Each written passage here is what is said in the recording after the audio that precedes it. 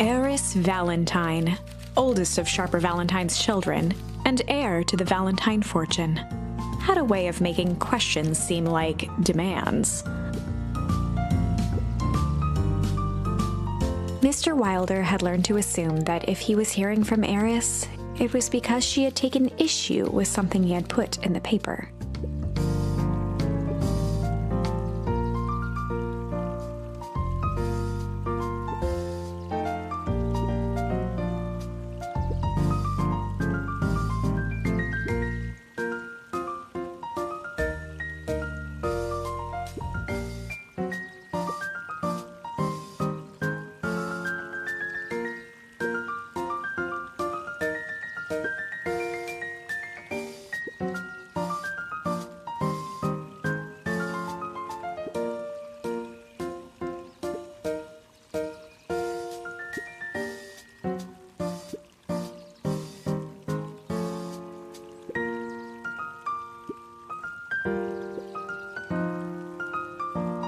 Mr. Wilder averted his gaze and began to polish his monocle.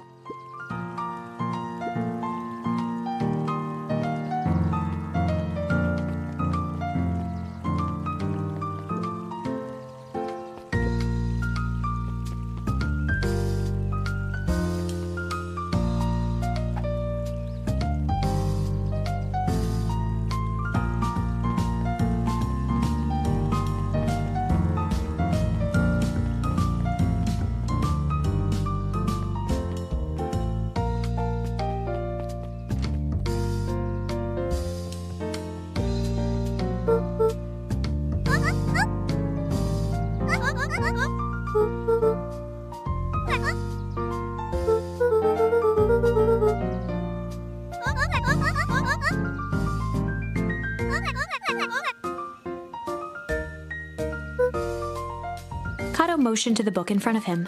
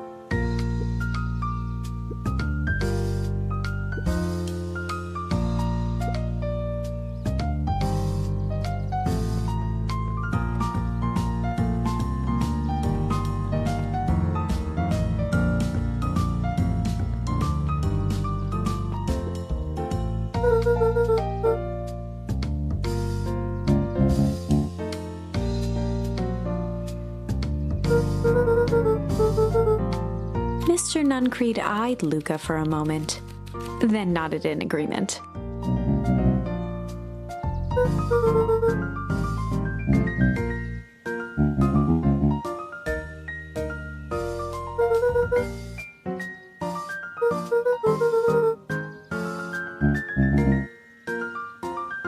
Nuncreed snatched the basket from Luca.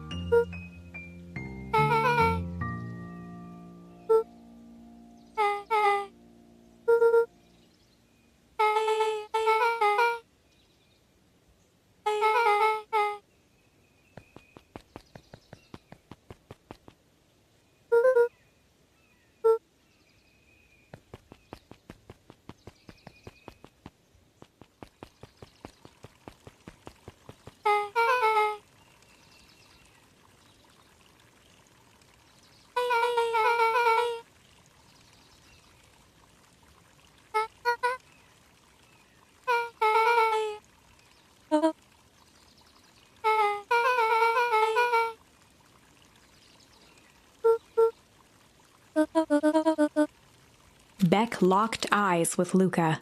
The look on her face was equal parts expectant and desperate.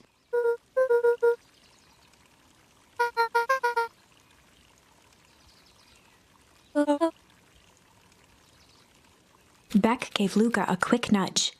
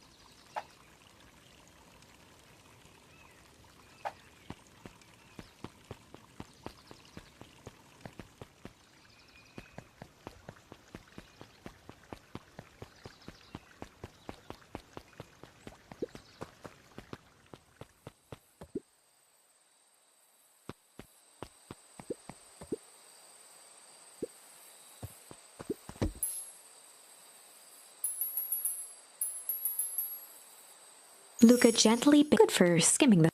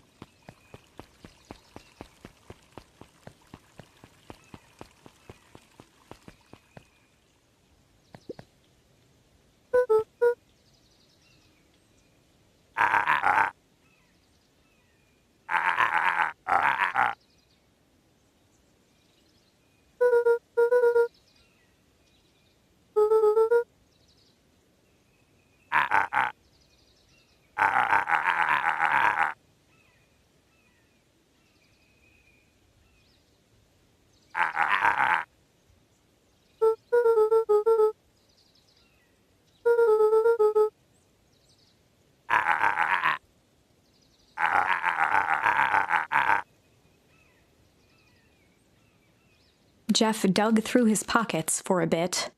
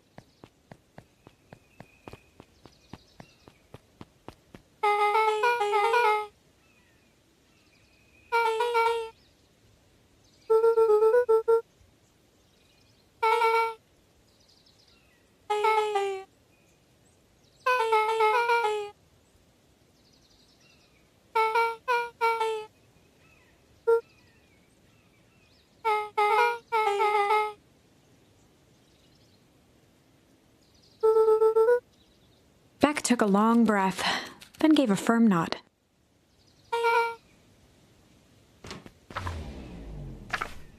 Chapter 4. Dinner with the Moodwills. Ilona Moodwill was worried about change.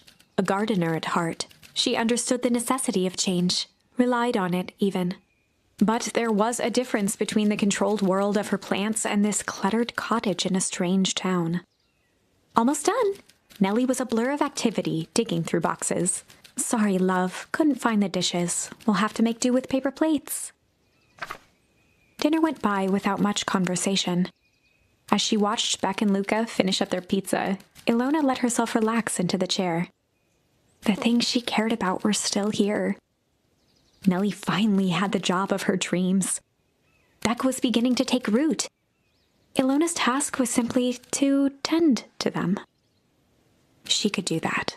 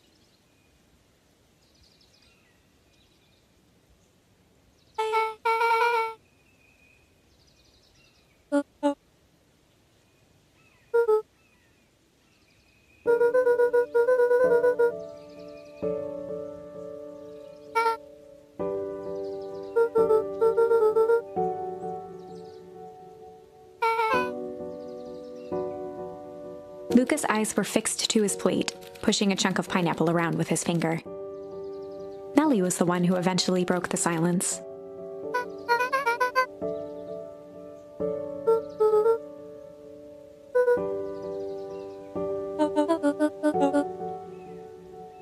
Ilona nervously gestured toward the boxes.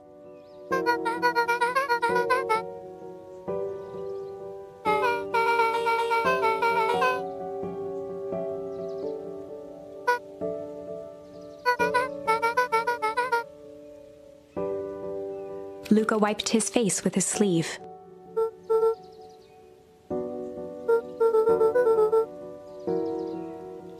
Beck gave Luca a swift kick under the table.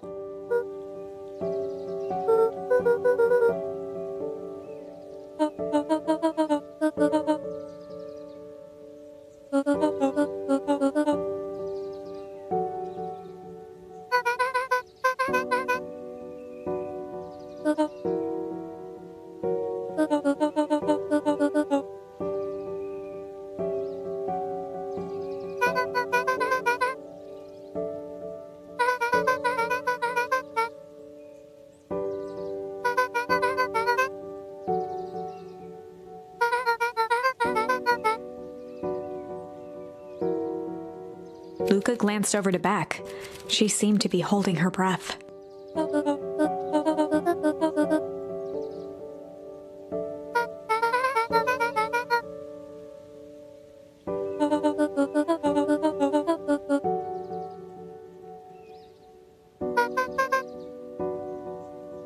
Beck slammed her fist into the table, perhaps harder than she intended.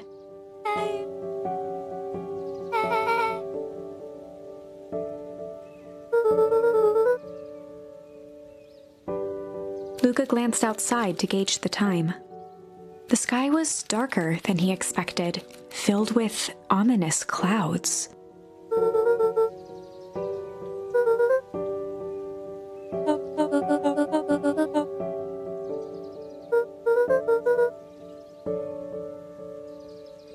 Luca wiped his mouth one last time with his napkin and started to get up.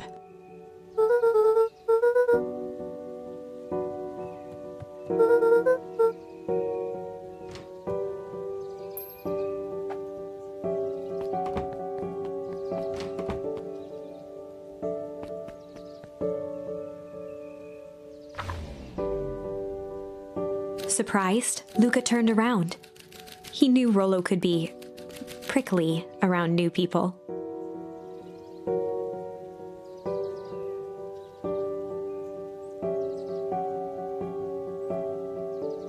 But Beck seemed cool. Rollo would warm up to her eventually. Probably.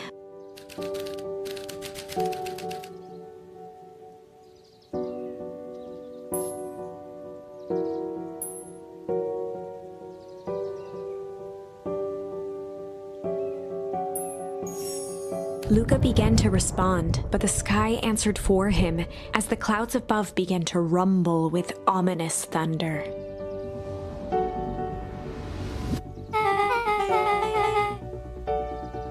Luca surveyed the roiling clouds.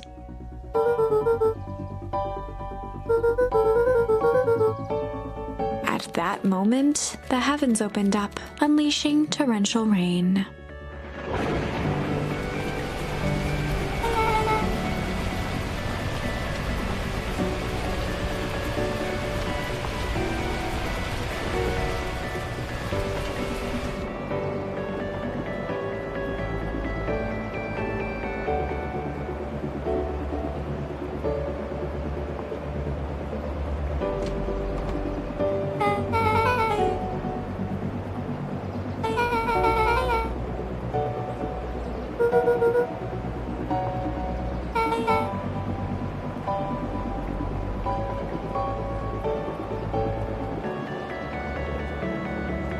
Luca squinted into the eye hole of the microscope.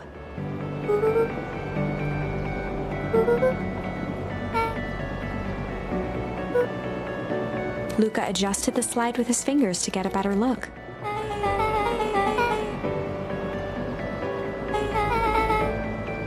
Luca wiped his hand off on his sweater and gave a nervous laugh.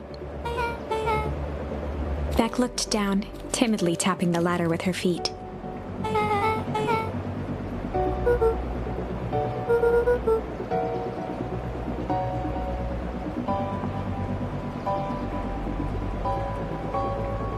Luca bent down to examine the bouquet of wilting flowers. Judging by the odor, they were well past their prime. He flipped open the attached card.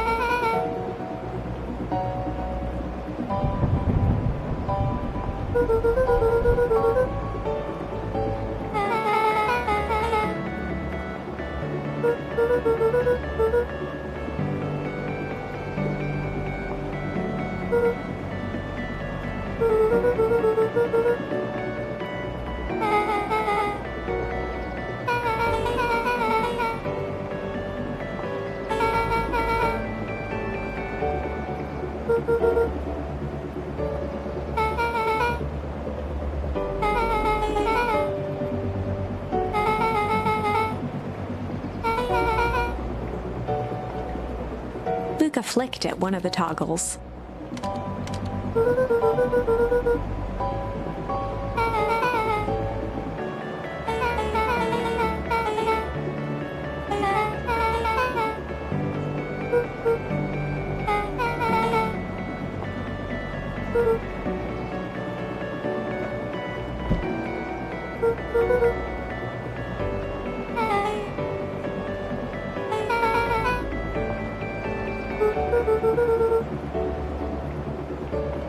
Beck took a moment to watch the rivulets of water running down the window.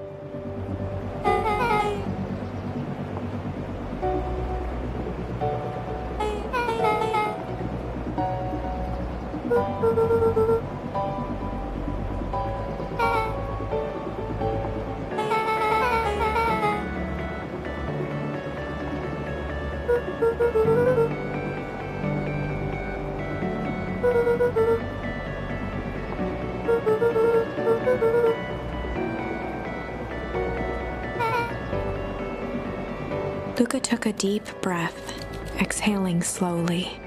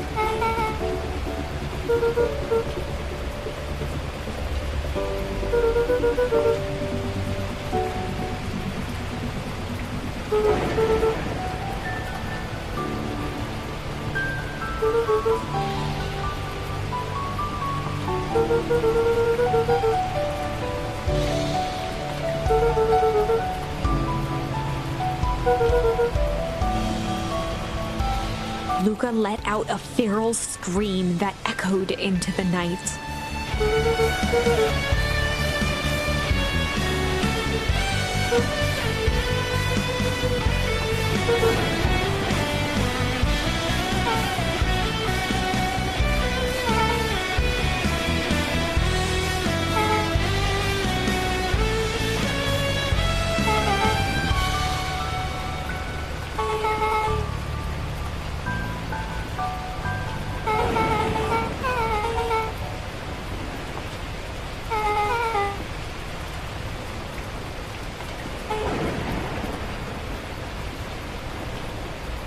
Her voice dropped to a trembling whisper.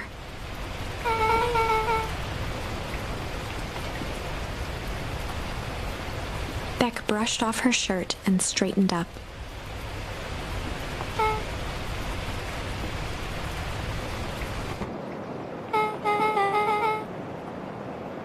As abruptly as it began, the storm abated.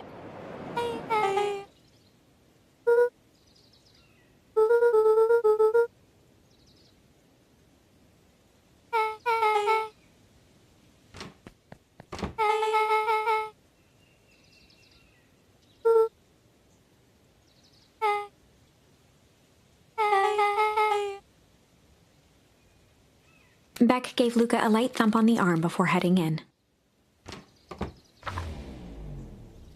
Chapter 5. Friendly Feud. The air was heavy with the hard rain's residue, the smell of wet things. Despite his dreary surroundings, Luca felt at peace. He'd never shared those details about his dad with anyone, not even Rollo. But it's not like this changed anything. Rollo was still his best friend. Adding Beck to the group would help balance things out. Everything's better in threes. This is what Luca told himself as he headed to the treehouse.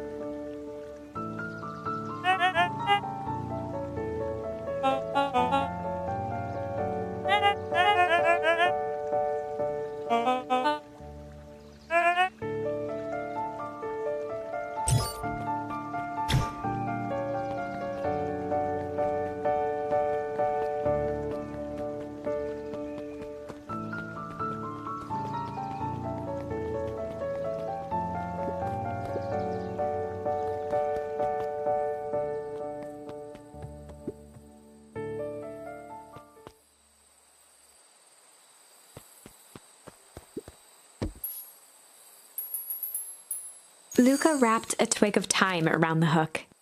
Some fish have refined taste.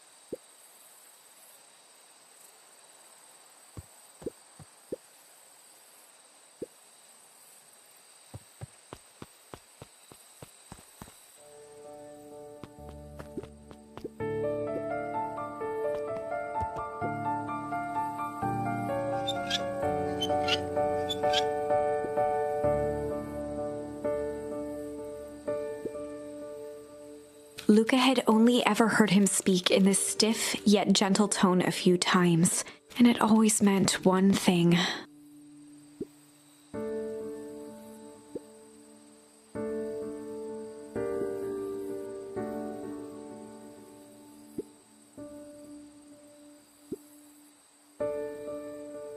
Rollo scoffed.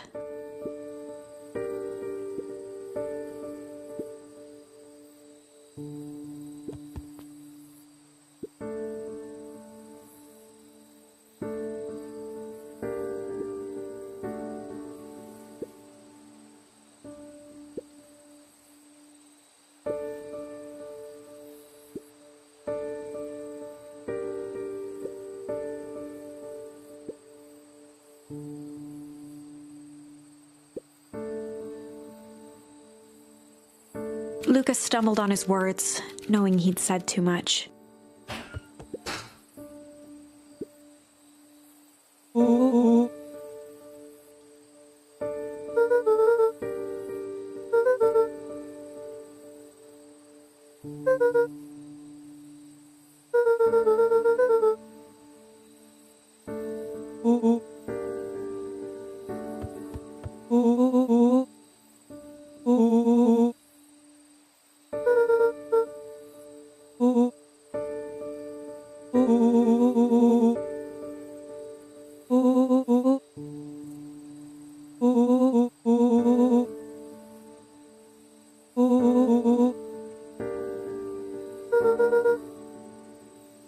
Luca became instinctively angry in response. Both boys were now shouting across the distance.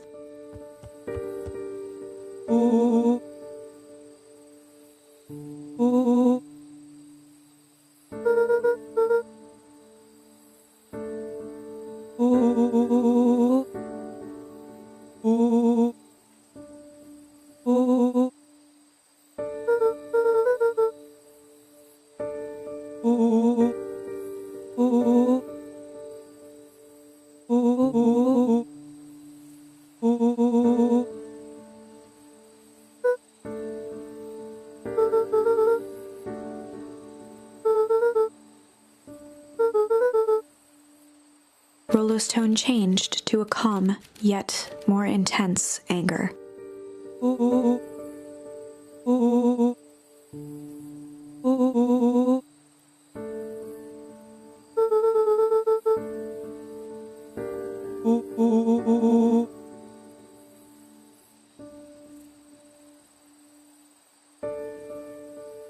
The words hung in the cold night air. Rollo's stomach dropped, knowing he'd crossed a line. But it was too late.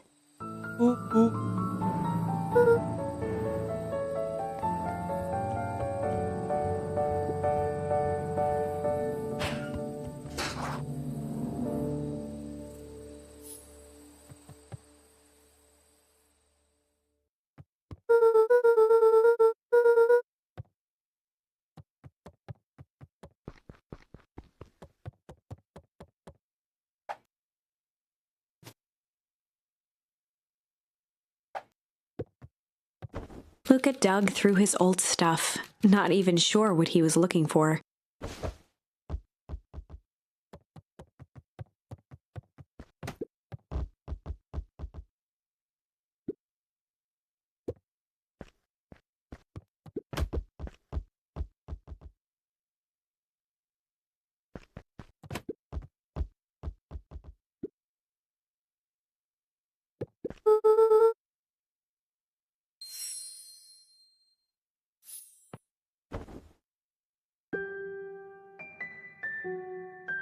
Gran cooed gently from the hallway.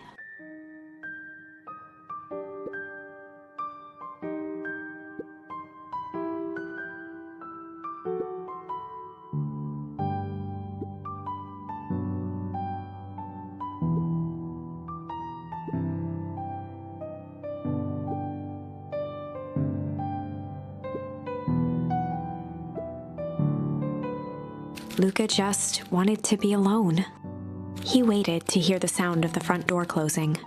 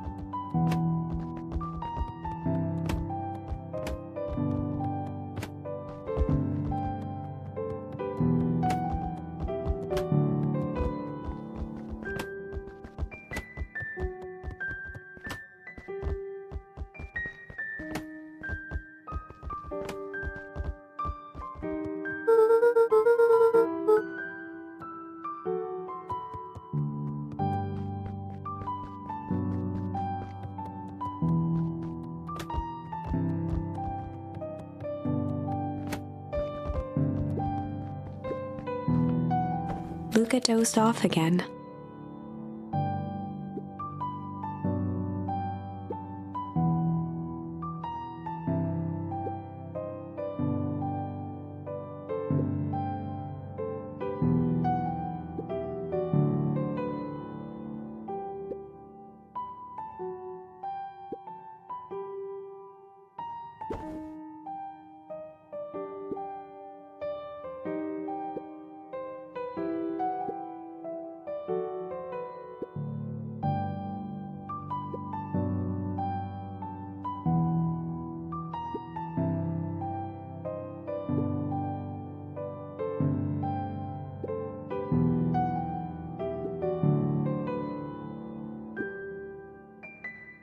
Luca still couldn't bring himself to go out. Besides, if he ran into Rollo, he'd have to actually confront the situation.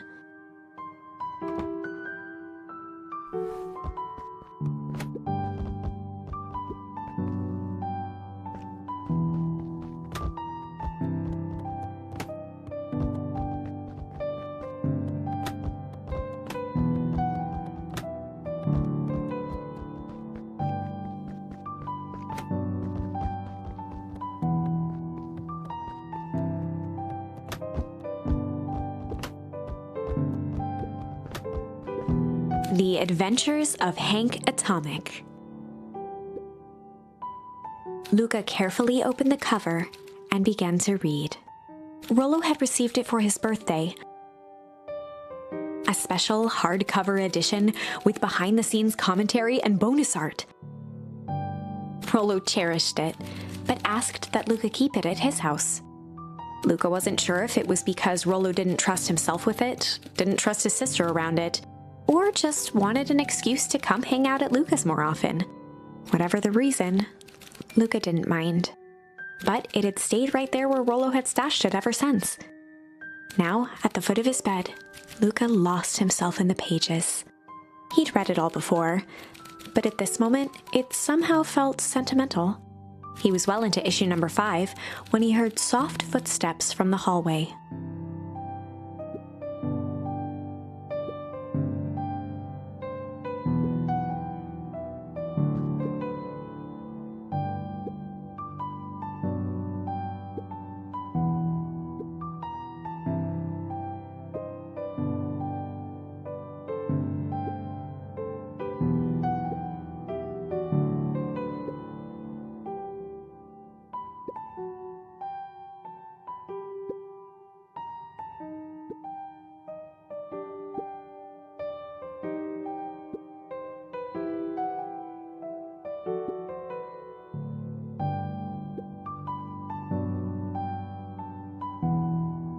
Without realizing it, Luca had pouted away the entire afternoon.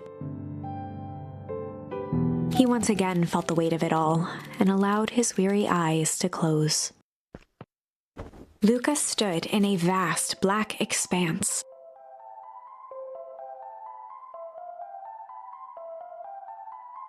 He looked up at his father standing beside him.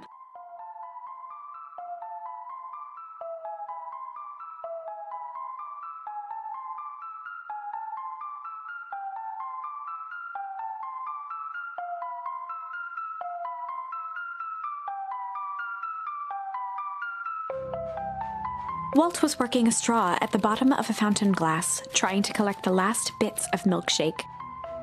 "Dad, where are we?" Taking a final loud gurgling sip, his father peered up from the glass. He jangled the straw playfully with a warm smile, then lifted the empty glass as if to point into the darkness. "The source."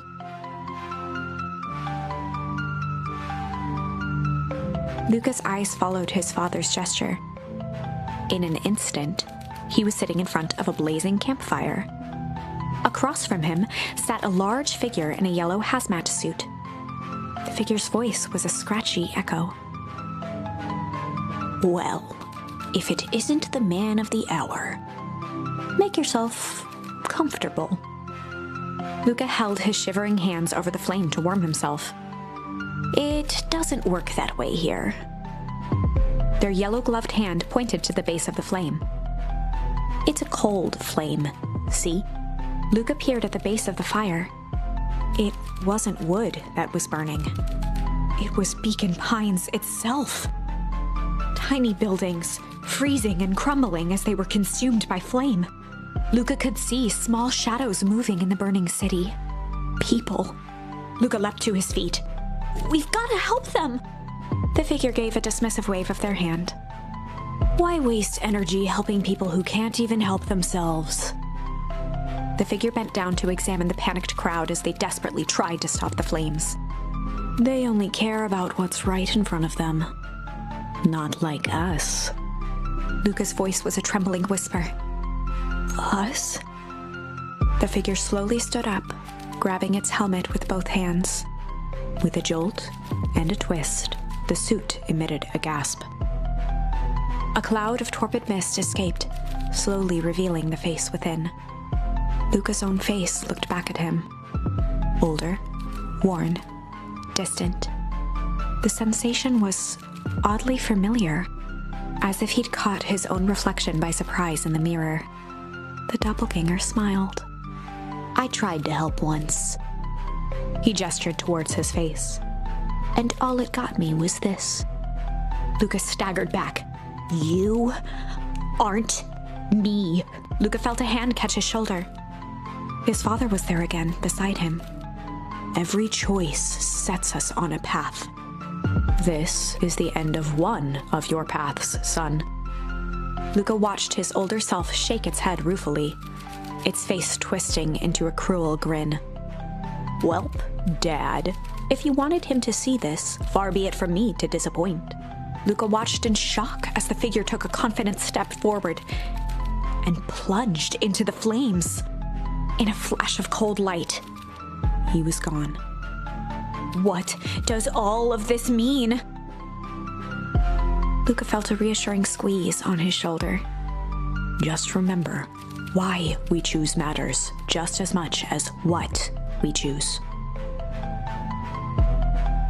Luca woke up to see a hazy figure at the foot of his bed, silhouetted in the morning sun.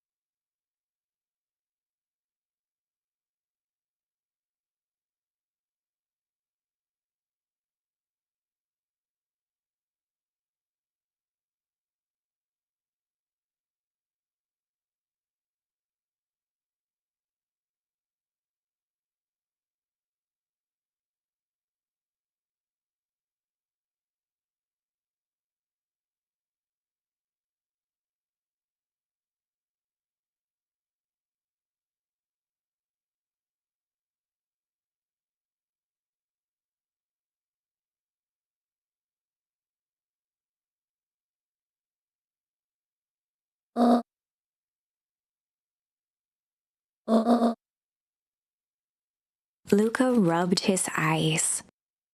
The kind, concerned face of his gran came into focus.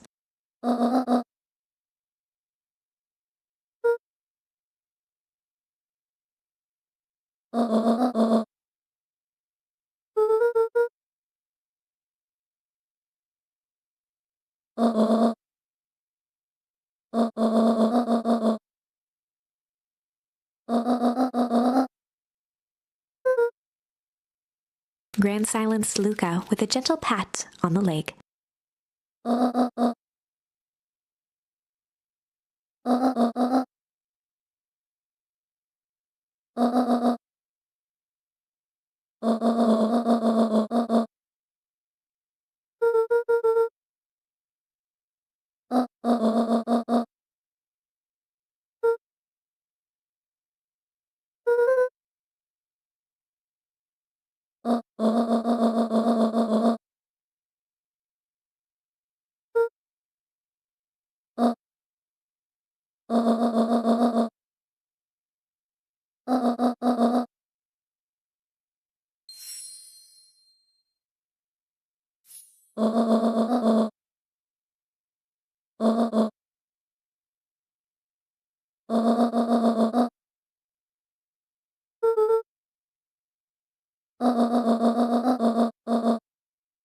Luca gave a reluctant nod.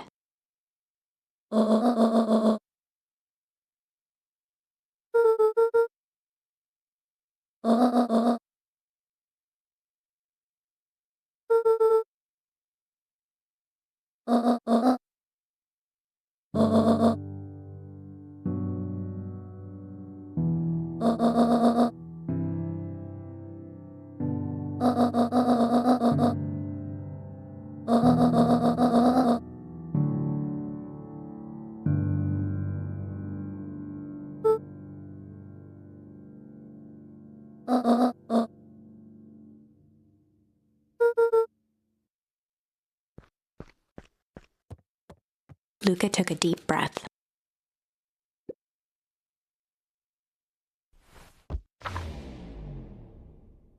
Chapter 6.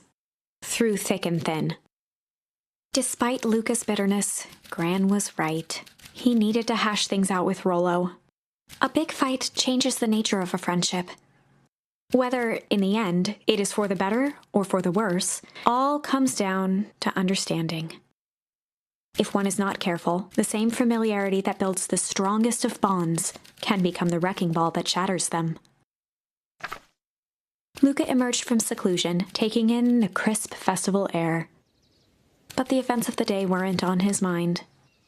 He had to find Rollo.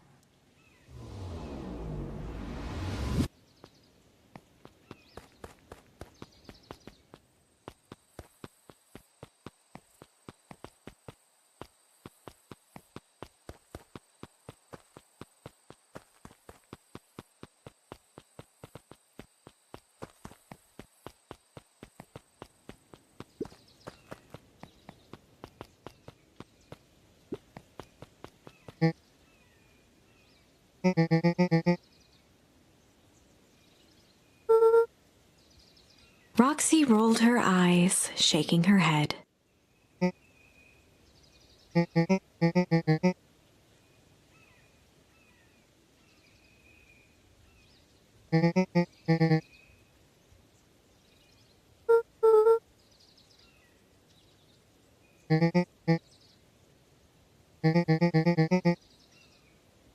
Luca looked down and kicked at the dirt.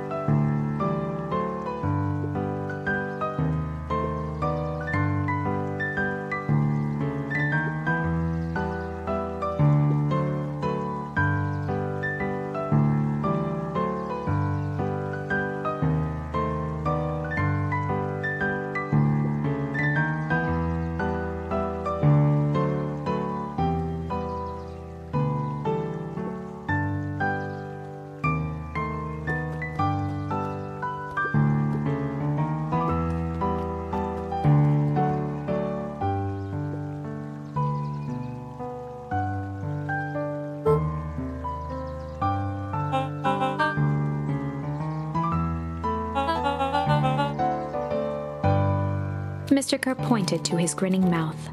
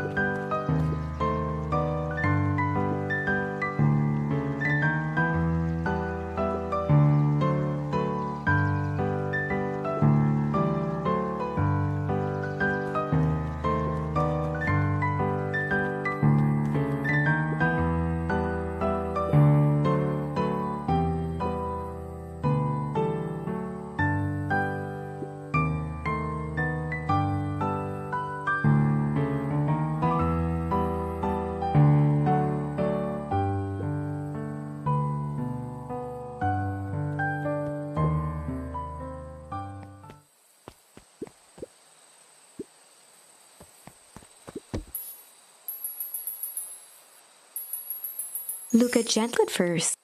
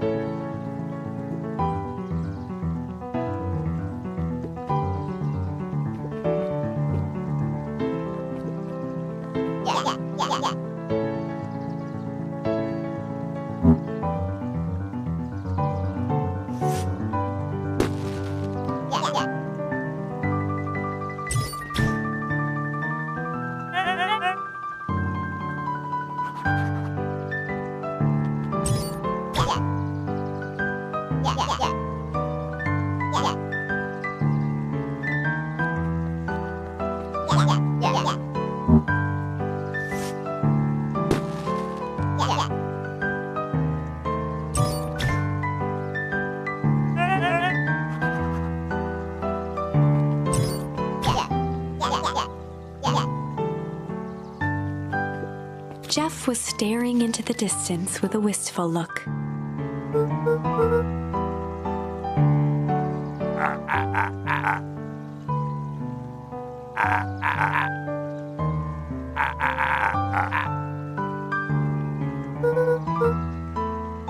Jeff turned to Luca with a furrowed brow, then gave an understanding nod.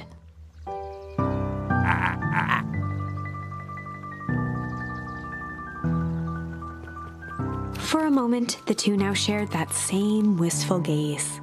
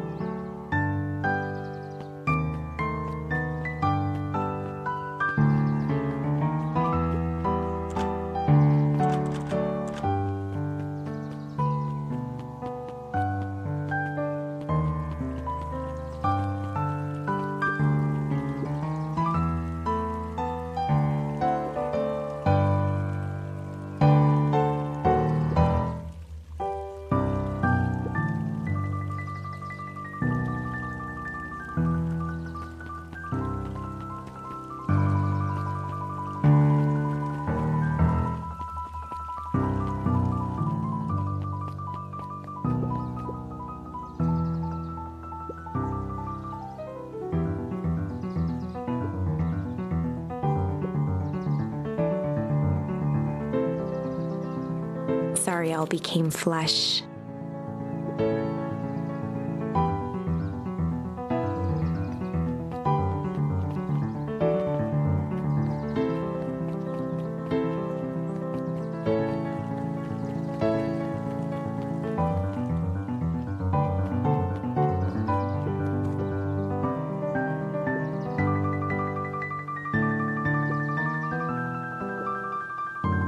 Griffin looked away suspiciously.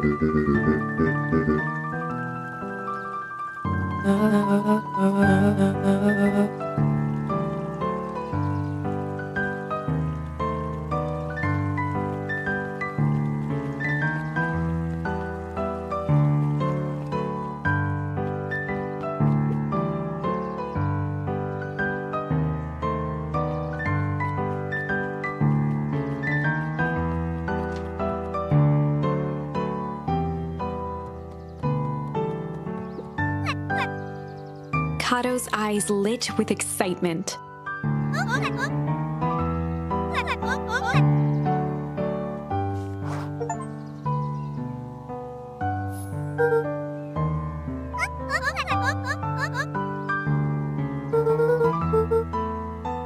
Kato straightened up and cleared his throat as if preparing to sing.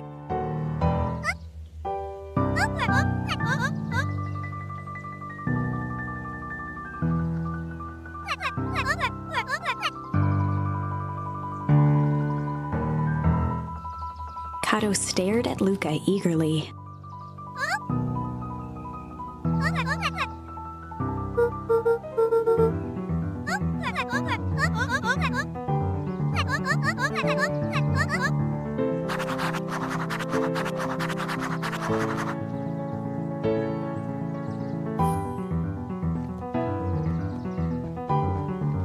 Luca grabbed The Adventures of Hank Atomic, issue number 4, from the shelf. Luca grabbed The Adventures of Hank Atomic, issue number 5, from the shelf.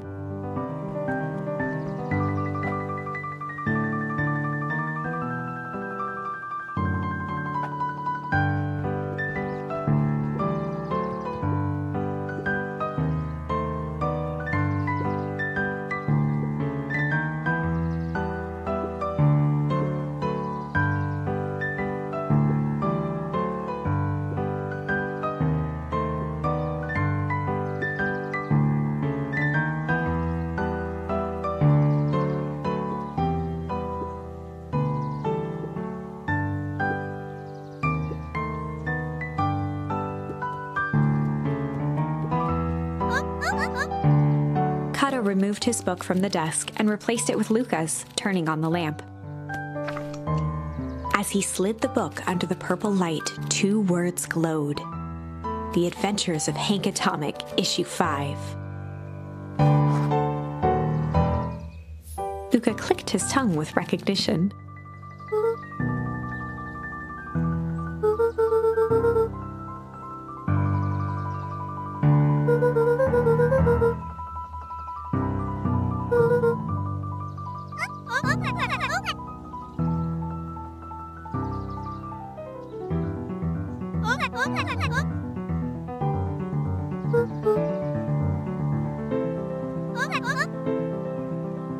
Kato began flipping through the pages, stopping when he hit a glowing word.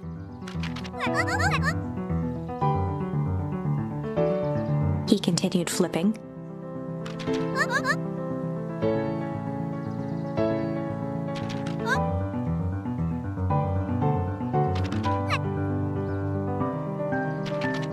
Reaching the end of the book, Kato looked up.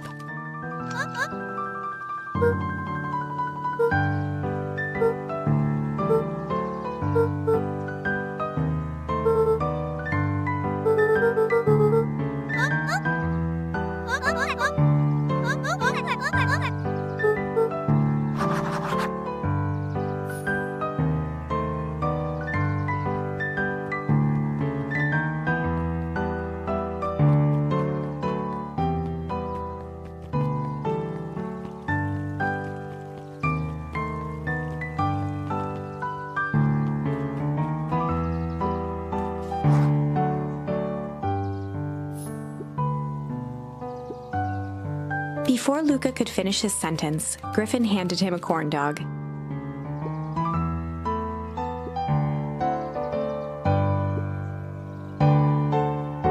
Luca shrugged, taking a sizable bite out of the corn dog.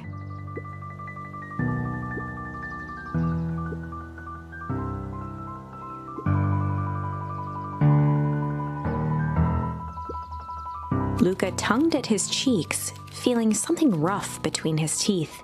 He reached into his mouth and pulled out a slip of paper. He shook off the bits of corn dog to read the slip.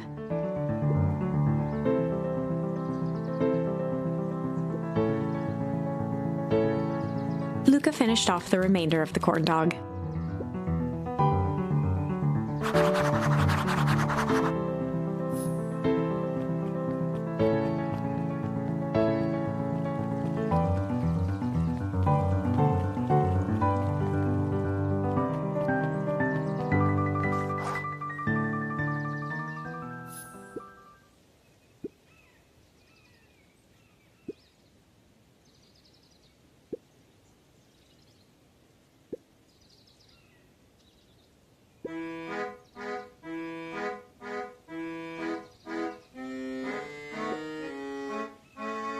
Lumi waved his hands around sarcastically as he began.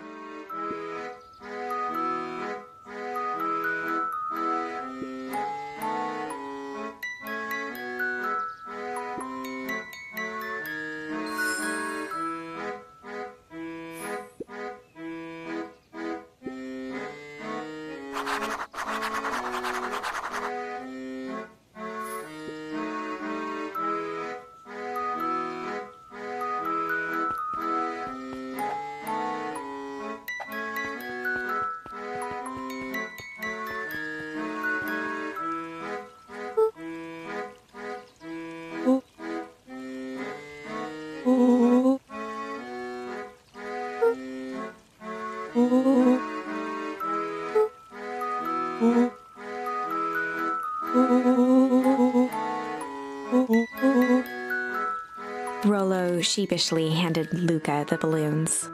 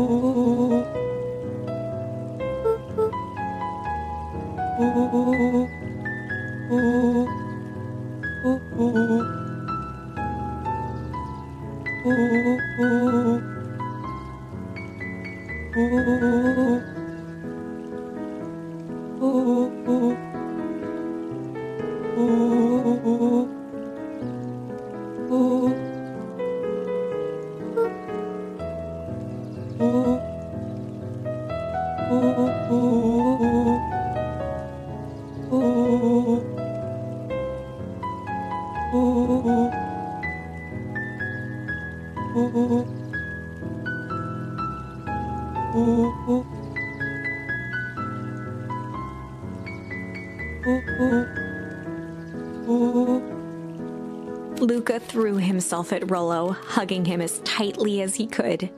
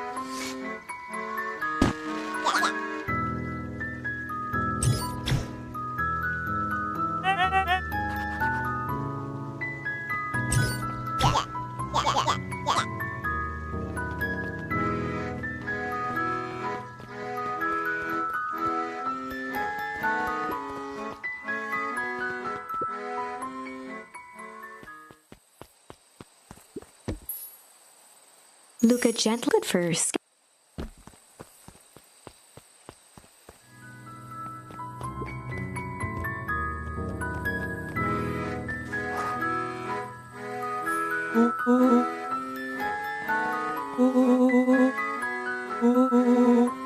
Rollo handed Luca an unopened letter.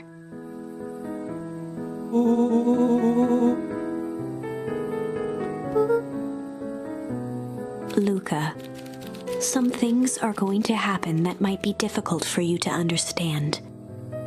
If I am honest, I hardly understand them myself. But whatever happens, I need you to know that I love you. None of this is fair to you. You have already lost so much. We both have. I wish there was a simpler way forward, but if there is, I haven't thought of it. God knows I've tried.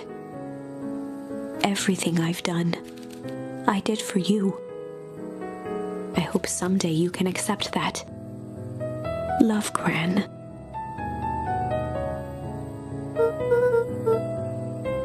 Luca folded the paper into his pocket and headed up the ladder.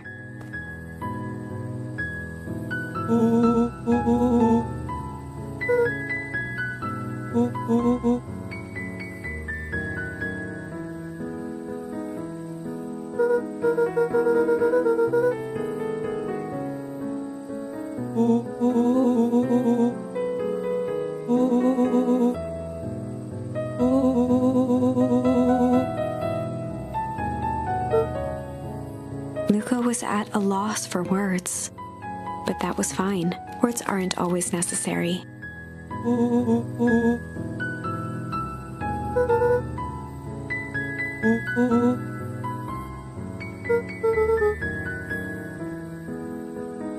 Sadly, this was untrue. A distant rumble shook the treehouse.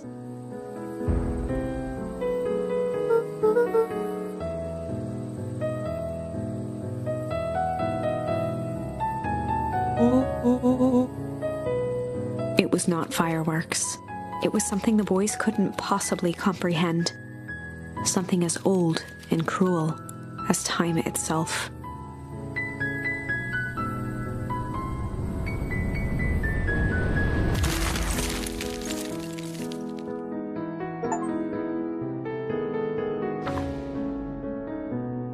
A shockwave of cold tore through the room. A bitter, unfathomable chill. Before they could react, it encased them in ice. Two boys, reunited by friendship, only to be cruelly separated by a malevolence beyond reason. And so, our story ends on this melancholy scene. In a silent treehouse turned statuary, in a town brought low by its secrets, sits a pair of friends, alone, together, for the rest of time. The end.